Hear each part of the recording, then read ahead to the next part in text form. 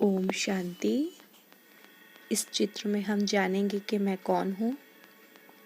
तो जीवन की प्रथम पहेली कौन सी है जिसको मानव आज तक भी समझ नहीं पाया है।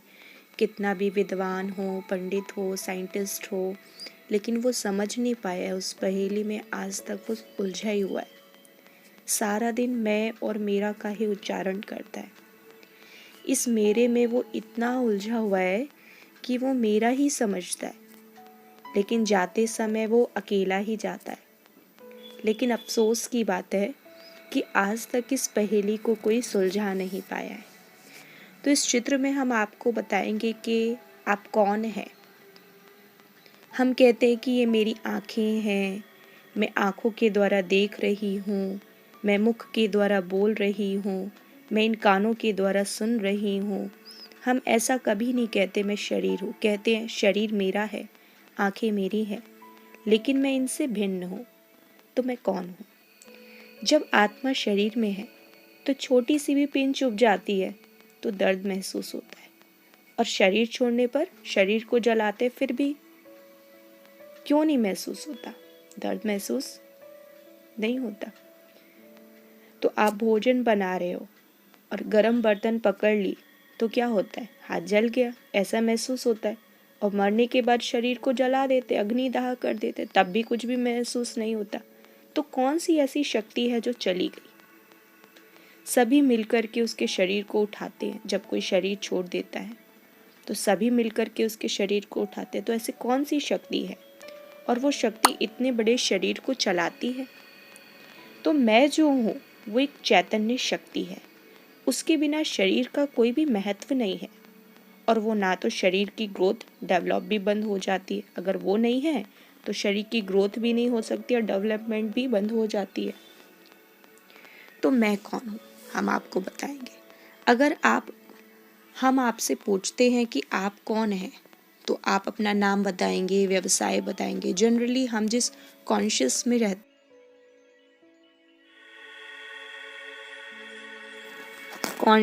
में होते हैं वही हम बताते हैं। कोई कहेगा मैं मनुष्य आत्मा हूँ, लेकिन वो मनुष्य आत्मा का चोला भी आपने लिया हुआ है। कुछ समय बाद वो भी चला जाएगा। जब आपने ये मनुष्य चोला नहीं लिया था तब भी तो आप थे। तो वो कौन है?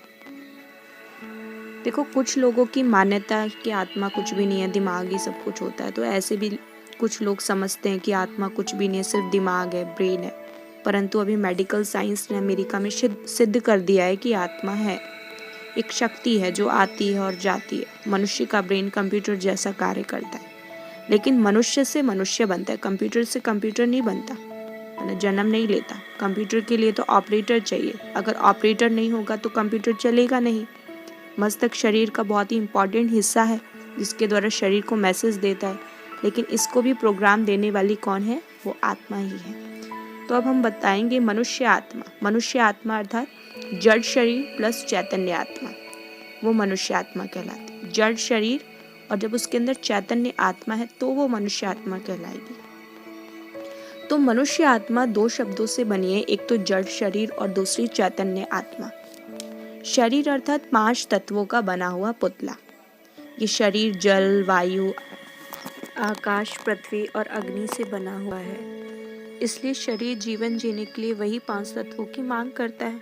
ऑक्सीजन चाहिए जीने के लिए। ऑक्सीजन नहीं होगा तो उसकी जगह में दूसरा तो कोई गैस नहीं चलता, ऑक्सीजन ही चाहिए, क्योंकि उसी से ही शरीर बना है। तो ठीक इसी प्रकार पानी चाहिए जीने के लिए, क्योंकि 60-70% तो शरीर के अंदर पानी का हिस्सा है। जब पानी पीते हैं तो सोच के नहीं पीते कि कितना पीना है, परंतु जैसे भीतर का जो वाटर लेवल हमारा बैलेंस हो जाता है तो अपने आप ग्लास छोड़ देते हैं कि कितना पीना है। जैसे ही अंदर का वाटर का जो लेवल होता है वो बैलेंस हो जाए तो अपने आप ही गिलास छोड़ देते हैं। पानी अगर नहीं है तो उसकी रिप्लेसमेंट में डीजल, कैरोसिन, पेट्रोल तो नहीं चलता, पानी ही चाहिए। इसलिए कुदरत ने सारे संसार के प्राणी मात्र के लिए ये 5 तत्व समान बना करके दिए। कोई भेदभाव नहीं रखा है कि अमेरिका वालों को अलग क्वालिटी की हवा मिलेगी, पानी मिलेगा, भारत वालों को अलग मिलेगा। सबके लिए एक समान है, कोई अंतर नहीं रखा। तो जब आत्मा 5 तत्वों के शरीर में प्रवेश करती है तब वो जीवात्मा कहलाती है। आत्मा को शरीर मिलना ज़रूरी है। आत्मा ही नहीं तो शरीर भी कुछ नहीं करता। ना इसमें मेमोरी है, ना ग्रोथ है, केवल वो एक साधन है ना, इंस्ट्रूमेंट है। दोनों एक दूसरे के पूरक है। अकेली आत्मा है तो भी जीवन नहीं है, अकेला शरीर है तो भी जीवन है। जीवन माना जहाँ शरीर और आत्मा का संबंध हुआ, इसलिए जैसी आत्मा वैसा शरीर।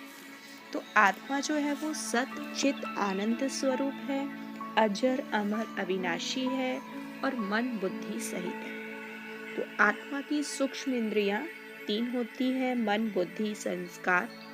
आत्मा मन बुद्धि संस्कारों से बनी हुई है। ये आत्मा की सूक्ष्म इंद्रियां है। जब आत्मा इच्छा करती है, सोचती है, संकल्प करती है तो ये मन है। जब आत्मा किसी भी बात का निर्णय लेती है तो वो बुद्धि कहलाती है। और जब आत्मा पर कर्मों की छाप पड़ती है तब उसे आध्यात्मिक भाषा में हम संस्कार कहते हैं। तो मन बुद्धि संस्कार आत्मा से भिन्न नहीं है। ये आत्मा के 3 ही डिफरेंट फैक्चुअलिटीज है। ये 3 आत्मा की इंटरनल पावर्स हैं। जैसे आत्मा इंटरनल ट्रुथ है, वैसे ही ये सूक्ष्म इंद्रियां हैं, इंटरनल है, अविनाशी है। हमें इन तीनों सूक्ष्म इंद्रियों को समझना होगा।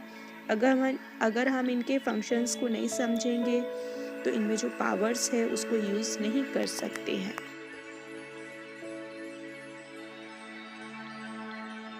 तो हम आत्मा की सूक्ष्म इंद्रियों के बारे में हम आपको बताएंगे। सबसे पहली सूक्ष्म इंद्रिया है वो है मन। तो मन क्या चीज है? तो मन के विषय में कई बातें सुनते हैं। कोई कहते हैं कि मन तो बड़ा दुष्ट है, मन तो बड़ा पापी है, मन बड़ा खराब है, मन बड़ा नीच है, मन बड़ा चंचल है, मन घोड़ा है। पता नहीं क्या क्या उपमा दे देते हैं मन को।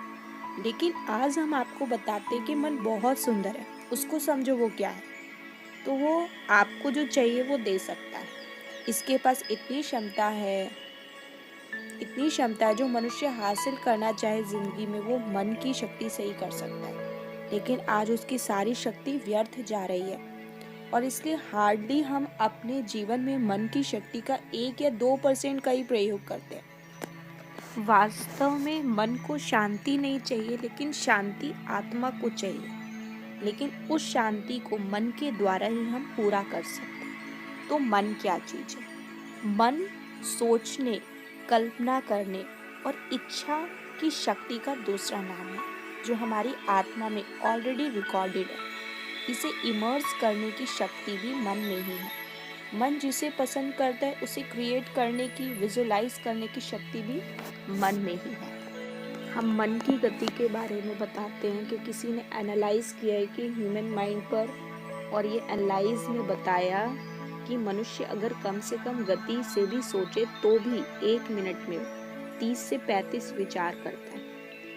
1 मिनट के अंदर कम से कम गति से सोचे तो भी, तो ज़्यादा से ज़्यादा गति से सोचे तो कितना सोच सकता है? 24 घंटे में कितने विचार आते होंगे? कम से कम गति से सोचा जाए तो भी असंख्य विचार और हजारों विचार मन के अंदर आते हैं। एक दिन के विचारों को लिया जाए, उसको क्लासिफाई करे तो हर मनुष्य के मन के अंदर 4 प्रकार के विचार होते हैं। तो वो 4 प्रकार के विचार है। सबसे पहला श्रेष्ठ चिंतन है ना, पॉजिटिव थॉट, पॉजिटिव थिंकिंग। और दूसरा है आवश्यक विचार, जो नेसेसरी थॉट्स होते हैं, जो बहुत ही कि भाई मुझे ये करना है, यहाँ जाना है, इसको मिलना है, ये काम करना है, ये कराना है, ये सारे। थर्ड होते हैं बुरे विचार, जो स्वार्थ वाले विचार होते हैं, जो इविल बातों को लेकर और जो नेगेटिव्स होती हैं बातें, स्वार्थ की बातें, वीकनेस की जो बातें होती है, सब नेगेटिव थॉट्स तो जानते हैं सभी। और फोर्थ होता है व्यर्थ विचार, जो फालतू विचार होते हैं, जिसको हम वेस्ट थॉट बोलते हैं ना, लेना ना देना, खाली बैठे क्या क्या सोच रहे हैं बैठ के, तो ये सब व्यर्थ विचार होते हैं। तो सबसे ज़्यादा विचार हमारे कौन से चलते हैं? अगर हम खुद का ही देखें तो सारे दिन में हमारे अधिकतर विचार कौन से चलते हैं? आज के युग में तो हमारे विचार सबसे ज़्यादा कौन से चलते हैं? व्यर्थ, और जो नेगेटिव होते व्यर्थ होते हैं, और जो नेगेटिव नकारात्मक होते हैं।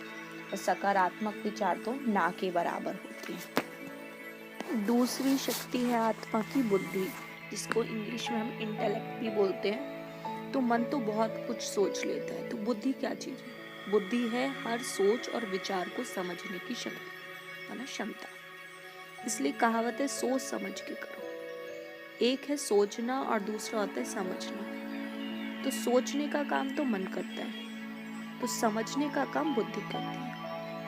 इसलिए कई बार हम सोच बहुत कुछ लेते हैं, लेकिन फिर उस उलझन में कंफ्यूज पड़ जाते हैं, उलझन में पड़ जाते हैं, क्योंकि बुद्धि जज नहीं कर पा रही कि सही क्या है और गलत क्या है। तो इंसान की सबसे बड़ी शक्ति बुद्धि होती है। मन अगर घोड़ा है तो उस बुद्धि को नियंत्रण करने वाला लगाम बुद्धि है। लेकिन अगर ये बुद्धि सही नहीं है तो गलत निर्णय लेने लगेंगे और जीवन में पश्चाताप होता है। ऐसा करते वैसा करते बाद में समझते हैं, सोच लेते हैं और सोचने के हिसाब से चल देते हैं, समझते नहीं हैं, और जब कर्म हो जाता है, परिणाम आ जाता है, फिर समझते कि हमने तो देर से निर्णय लिया। तो हम ये समझेंगे कि बुद्धि समय पर सही निर्णय क्यों नहीं कर पाती, क्योंकि मन बुद्धि को प्रभावित कर लेता है। मन की जो नेगेटिव और वेस्ट थिंकिंग है वो बुद्धि को अपने प्रभाव में ले लेती है। उसके प्रभाव में जब बुद्धि आ जाती है तो गलत डिसीजन देना वो चालू कर देती है। इसलिए बुद्धि समझ करके जो डिसीजन देती है ठीक निर्णय होता है, और बुद्धि जब बिना समझे इन्फ्लुएंस में आकर डिसीजन लेती है तो गलत होता है, और इसलिए सुख शांति का अनुभव जीवन में नहीं हो सकता। इसलिए दुविधा की स्थिति बुद्धि की बनी रहती है। और तीसरी आत्मा की शक्ति है वो है संस्कार। जब कर्म कर लेते उसके बाद जो परिणाम आता है वो परिणाम आत्मा के ऊपर अपना प्रभाव छोड़ देता है, जिसको हम कहते हैं संस्कार। इसलिए हर एक के संस्कार अपने अपने हैं और अलग अलग हैं। तो दुनिया के सभी मनुष्य अलग अलग है। क्यों अलग अलग है? दुनिया में आज करोड़ों मनुष्य हैं, लेकिन एक के संस्कार ना मिले दूसरे से, क्योंकि एक का कर्म ना मिले दूसरे से। जैसा संस्कार है वैसा स्वभाव है, इसलिए स्वभाव संस्कार कहते हैं। फलाने का स्वभाव संस्कार ऐसा ही है, क्योंकि जैसा संस्कार है वैसा स्वभाव, वैसा नेचर, और जैसा नेचर है वैसे फीचर्स है। इसलिए करोड़ों लोग हैं जो आज दुनिया के अंदर है, लेकिन एक का फीचर्स ना मिले दूसरे से। क्यों? क्योंकि एक का स्वभाव ना मिले दूसरे से, एक का संस्कार ना मिले दूसरे से, और एक का कर्म ना मिले दूसरे से। मतलब सब कुछ क्या है? अलग है। तो आत्मा में 5 प्रकार के संस्कार होते हैं। संस्कार कितने प्रकार के होते हैं? 5 प्रकार के। एक ही माँ बाप के 2 बच्चे हैं। माँ कहती है कि ये चंचल है, ये आज्ञाकारी है, जबकि माँ बाप के दोनों बच्चों को एक जैसे संस्कार दिए माता ने, तो फिर बच्चों में ये भिन्नता क्यों आई? तो कहेंगे उसके संस्कार। जब उसके संस्कार कौन से हैं अब ये जानना है, तो हर मनुष्य के अंदर 5 प्रकार के संस्कार होते हैं। तो पहला तो होता है मूल संस्कार, जो आत्मा के मूल संस्कार है। तो सबसे पहले मूल संस्कार में क्या कहेंगे? जब हम भगवान के धाम से संसार में आए तो उस समय आत्मा अपना मूल संस्कार लेकर आती है। एक छोटा बच्चा जब सोया होता है उस समय उसका चेहरा देखो, कोई टेंशन लगता है? कितना शांत चित होता है, शांति जैसे फैल रही है। उस समय उसको कोई दुख है? सुखी जीव, कहते सुखी जीव, तो सुख के संस्कार फैल रहे। जब बच्चा खुश होता है तो उसके प्रति कितना प्यार उत्पन्न होता है, वो चुंबक की तरह अपनी ओर खींच लेता है। महात्मा के समान उसको कहा जाता है, ज्ञानी कहते हैं, पवित्र कहते हैं। तो हर आत्मा के मूल संस्कार उस समय फैले हुए दिखाई देते हैं, क्योंकि परमात्मा की गिफ्ट है जब हम संसार में आते हैं। तो दूसरा जो संस्कार है वो होता है पूर्व जन्म के संस्कार। दूसरे प्रकार के संस्कार होते हैं पूर्व जन्म के संस्कार। कोई कहाँ से आए तो कोई कहाँ से आए, तो पूर्व जन्म के संस्कार भी तो साथ में आए, और वो भी तो यहाँ चुक तो करने पड़ेंगे। तो पूर्व जन्म के संस्कार के कारण ही अलग अलग महसूस होते हैं। और थर्ड होते हैं खानदानी संस्कार, जो खानदान से मिलते हैं, जो जिसको कहते हैं खून के संस्कार भी कहते हैं। कोई बच्चों को देखो जिस बिल्कुल माँ जैसा होता है, कोई बच्चा बाप जैसा होता है, कोई बच्चा दादा जैसा होता है। और जो 5वें प्रकार के संस्कार होते हैं वो विल पावर को जागृत करने के संस्कार। जब ये संस्कार जागृत हो जाते हैं तो कोई संस्कार बीच में आ नहीं सकता, ना पूर्व जन्म का, ना तो माता पिता के, ना संघ का संस्कार। इन सभी संस्कारों को खत्म कर सकते हैं। तो वो 5वें प्रकार के संस्कार जिसकी कमी आज महसूस हो रही है। इसलिए लोग चाहते हैं कि विल पावर आ जाए तो मैं असंभव को भी संभव कर दूं, मेरे संस्कार को मैं परिवर्तन कर दूं। तो विल पावर को जो जगाने की विधि क्या होगी? तो विल पावर को जगाने के लिए शक्ति चाहिए। वो शक्ति मिलेगी संकल्प शक्ति से। जैसा सोचेंगे वैसा बनोगे। तो संकल्प की शक्ति को थिंकिंग पावर कहा जाता है। ये थॉट पावर के माध्यम से विल पावर को जागृत कर सकते हैं, लेकिन उसके लिए भी अपनी संकल्प शक्ति को सकारात्मक दिशा में मोड़ना बहुत ही जरूरी है। जितना संकल्प शक्ति सकारात्मक दिशा में प्रवाहित होगी तो हमारे अंदर वो सोया हुआ विल पावर जागृत हो सकता है। विल पावर को जागृत करने की कोई उम्र बांधा नहीं है, कोई एज बैरियर नहीं है। ये नहीं कि अगर मालूम होता तो विल पावर जगा देते थे, हम तो अब बूढ़े हो गए, अब कैसे जगाएंगे। विल पावर कोई भी उम्र में हम जागृत कर सकते हैं। जैसे कि आप एग्जाम्पल देखो स्वामी विवेकानंद का। एक 9 साल का नरेंद्र जब अपने विल पावर को जागृत करता तो वो स्वामी विवेकानंद बन जाता। जैसे कि एग्जाम्पल देखो महात्मा गांधी जी का। 25 साल की उम्र में महात्मा गांधी ने जब अपने विल पावर को जगाया तो महात्मा बन गए। उदाहरण देखो मदर टेरेसा का। मदर टेरेसा 60 साल की उम्र में जब अपने विल पावर को जगाया तो 60 से 90 साल में वो वर्ल्ड मदर बन गई। उसके पहले तो वो सिस्टर टेरेसा थी। 60 साल में उसने अपने विल पावर को जागृत किया और 60 से 90 में वो मदर टेरेसा बन गई। तो अब हम जानेंगे कि आत्मा का स्थान क्या है। आत्मा का स्थान हाइपोथैलेमस और पिट्यूटरी ग्लैंड के बीच में, मस्तक में अर्थात भ्रुकुटी में है। कईयों की मान्यता है कि आत्मा के स्थान के बारे में कि कोई कहते हैं कि आत्मा हृदय में होती है, कोई कहता है सारे शरीर में घूमती रहती है। लेकिन जो हृदय है, जो हार्ट है, वो शरीर का बहुत ही इम्पॉर्टेंट हिस्सा है। वो पंप का काम करता है। पंप का काम क्या होता है? पानी एक जगह से दूसरी जगह पहुंचाना। वैसे हृदय का काम है खून को एक जगह से दूसरी जगह तक पहुंचाना। एक दिन में 3 लाख बार हमारा हृदय पंप करता है। अगर हृदय को कुछ हो जाए तो आत्मा शरीर से निकल जाएगी। अगर हृदय ही मन होता तो हृदय बदलने से विचार भी बदलने चाहिए। आजकल हार्ट ट्रांसप्लांटेशन करते हैं, ओपन हार्ट सर्जरी करते हैं, तो विचार करने वाली जो शक्ति है वो तो सूक्ष्म है, वो बहुत महत्वपूर्ण है। और हृदय स्थूल शक्ति है तो ये भी महत्वपूर्ण है। तो आत्मा जो है वो हाइपोथैलेमस और पिट्यूटरी ग्लैंड के बीच में रहती है। तो आत्मा के 7 मौलिक गुण होते हैं। सबसे पहला है शांति। सबसे पहले आत्मा को क्या चाहिए? शांति चाहिए। इसलिए इंसान कहते हैं सादा भोजन चलेगा लेकिन शांति चाहिए। दूसरा है सुख। इसी प्रकार दूसरा आत्मा का जो है सुख चाहिए। किसी को जीवन में दुख नहीं चाहिए, क्या चाहिए? सुख चाहिए। तीसरा है आनंद। तो हर एक को आनंद चाहिए, किसी को भी उदासी या गम नहीं चाहिए, जीवन में आनंद हो बस। चौथा है प्रेम।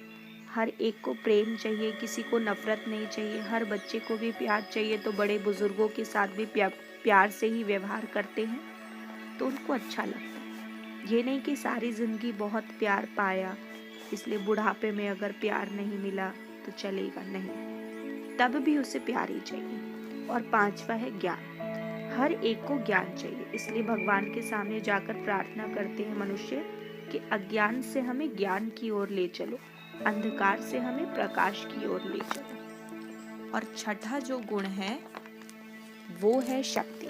शक्ति चाहिए सभी को। तो भगवान के पास जाकर यही कहते हैं, क्या कहते हैं कि निर्बल को बल दो प्रभु, शक्तिहीन को शक्ति दो प्रभु। तो कौन सी शक्ति चाहिए हमें? किसी से लड़ाई करने की ये शक्ति नहीं, आत्मशक्ति नहीं है, विल पावर चाहिए। आत्मशक्ति नहीं है आत्मा में, क्या चाहिए? विल पावर चाहिए। और 7वां है पवित्रता, माना शुद्धि, प्योरिटी। इसलिए मनुष्य भक्ति करता है। पूछो कि भक्ति क्यों करते हो, तो कहेंगे आत्मा शुद्ध के लिए, आत्मा शुद्धि के लिए। 7वां जो गुण है वो शुद्धि है, अर्थात पवित्रता। तो 7 गुण व चीजों को प्राप्त करने की विधि है राजयोग। तो आज दुनिया में भगवान से भी रोज जाकर मांग लिया, मनुष्य से रोज अपेक्षा कर लिया, कुछ नहीं मिल रहा है, क्योंकि ये विधि नहीं है। राजयोग हमें विधि बताता है। परमात्मा स्रोत जरूर है, शांति, सुख, आनंद, प्रेम का, लेकिन उसे प्राप्त करने की विधि मांगने से नहीं होती है। ये राजयोग तरीका होता है कि कैसे उसके साथ वो कनेक्शन हम जोड़ें। जैसे दो वायर्स का कनेक्शन जोड़ते हैं तो करंट पास होती है, लाइट आएगी, लेकिन कनेक्शन ही ना हो तो रोशनी आएगी कहाँ से, शक्ति आएगी कहाँ से। राजयोग ये कनेक्शंस जोड़ने की विधि बताता है, कैसे कनेक्शन जोड़ करके अपने आप में वो हम शक्ति को भरें।